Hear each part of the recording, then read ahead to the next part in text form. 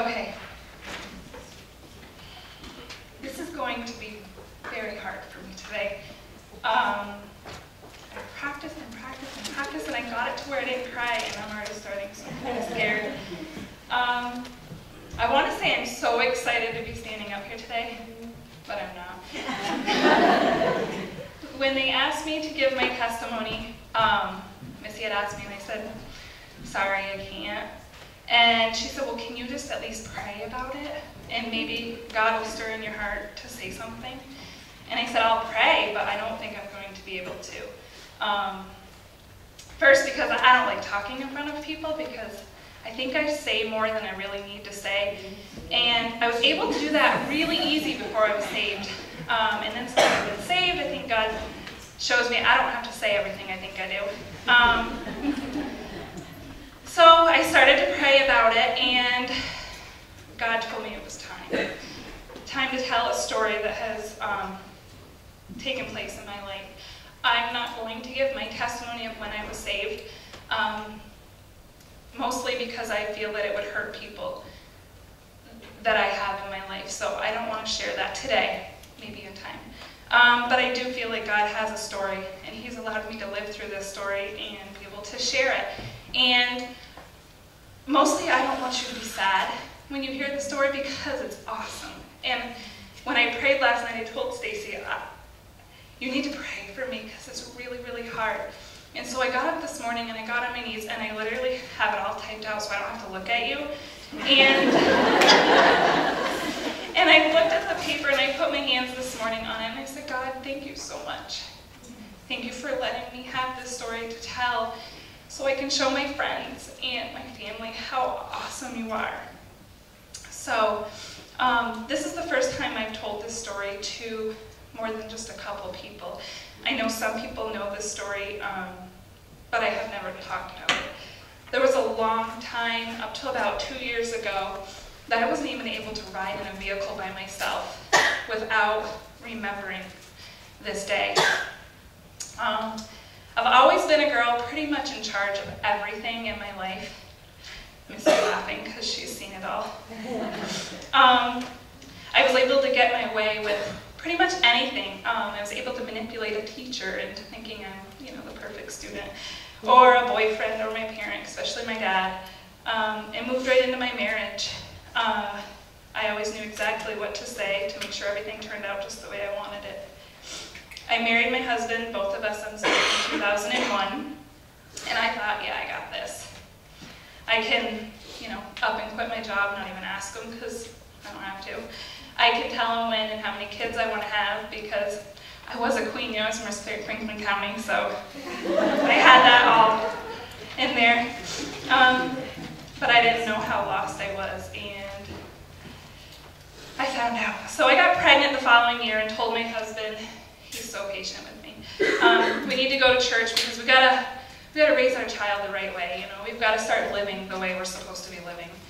So we started going to church, and I found out that God's kind of in control business too, and He was going to show me a few lessons. So we were both saved the same exact day on Easter Sunday, and since then I've devoted my life to following Christ.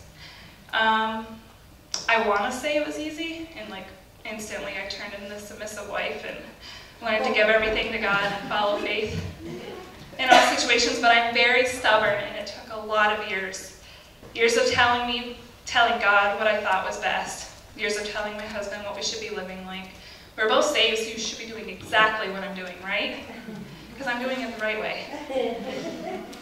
So through lots of twists and turns, I can truly say I have given up my power. But there was one turning point that God used to say, I got this.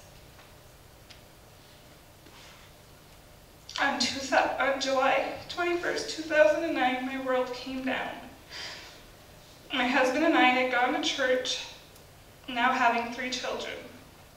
I came home to have a typical lunch after church.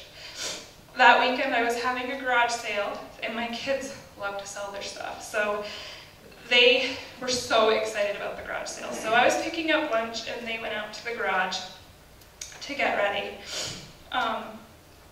My husband had planned to go to the store with our son, our middle child. He's 5 years old.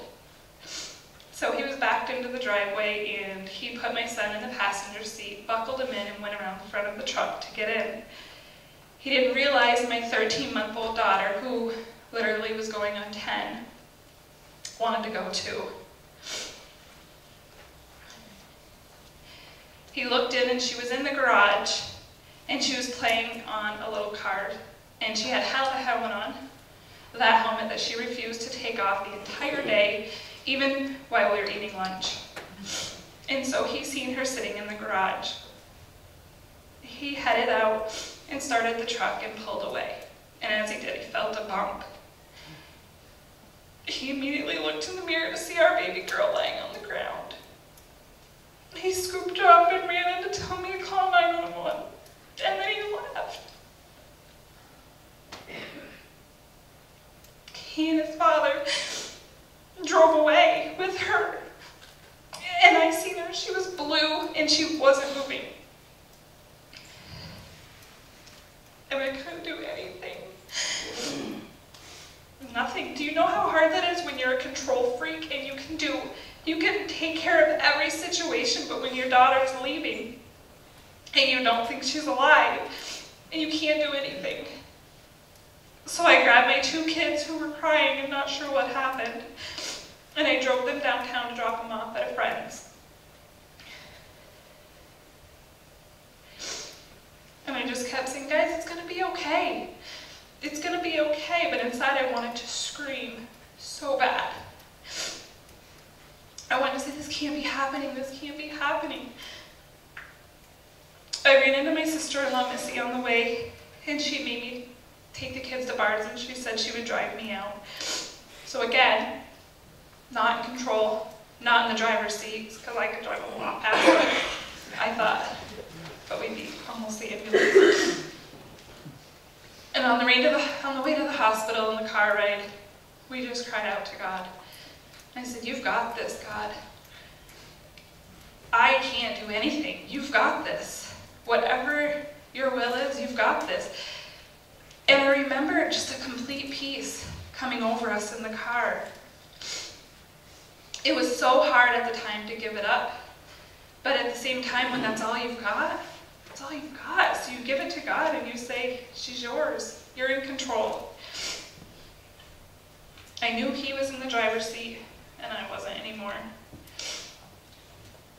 We arrived at the hospital. We met up a Peyton's ambulance. And when I got out of the car, I immediately heard the best sound I've ever heard in my entire life. She was screaming. All that day I had the same exact peace that came over me. And I knew he was in control of whatever the situation was going to be. I prayed and I gave it to him. We were shipped to Burlington within hours for observation, and we were told that the car's helmet had saved her life. I believe that it was God using her stubborn attitude to save her life, and he did it, but that's not what the doctor said. We were shipped home within 24 hours with just a few cuts and scrapes and bruising. I don't know why Peyton was God's miracle that day, but I do believe he'll show me for his purpose someday. But for now, I have learned that I'm not in control of my life nor anyone else's, and I need to trust he is and will do his perfect will if I allow him. As it is stated in Proverbs 3:5-6, trust in the Lord with all your heart, lean not on your own understanding. In all his ways acknowledge him, and he will keep your paths straight. Since that day, it's been a process of learning to let go and let God. I believe with more twists and turns, I am focused on what he wants through these events and learning to seek him through them. Since 2009, we've been through 2 children being diagnosed with learning disabilities and learning how to trust God in the middle of those situations, learning to seek his will and not my own. We've had a few struggles in our marriage, partly from some guilt my husband had to deal with and dealing with that through our marriage. And just this past summer, Riley was diagnosed with Lyme disease. No matter what life throws at me, I know I won't give it up to God, and he'll take care of it. I'm striving to have faith in all situations and excited and to know where and how God's going to use these experiences. I know that He gave me this experience so I could tell a story.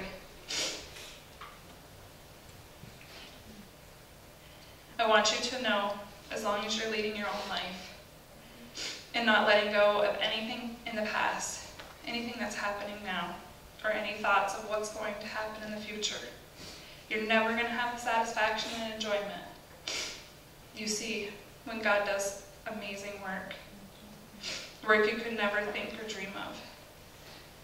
God wants us to let Him lead our life and give it to Him. He has given me, just as He states in Philippians 4:7, the peace of God which transcends all understanding in some very, very hard times. I can honestly say it's all because I have let go of it and let God do it. I know without a doubt He has my husband, my children, and myself in His hand. He's not going to let us fall farther than we can reach Him, as long as we're willing to reach Him. In times as a wife and a mother and a sister and a friend, sometimes I get so overwhelmed. Sometimes I feel so scared and I ask God, why? Why? But at the end of the night, I can feel Him put His arms around me and whisper, I got this. That's it.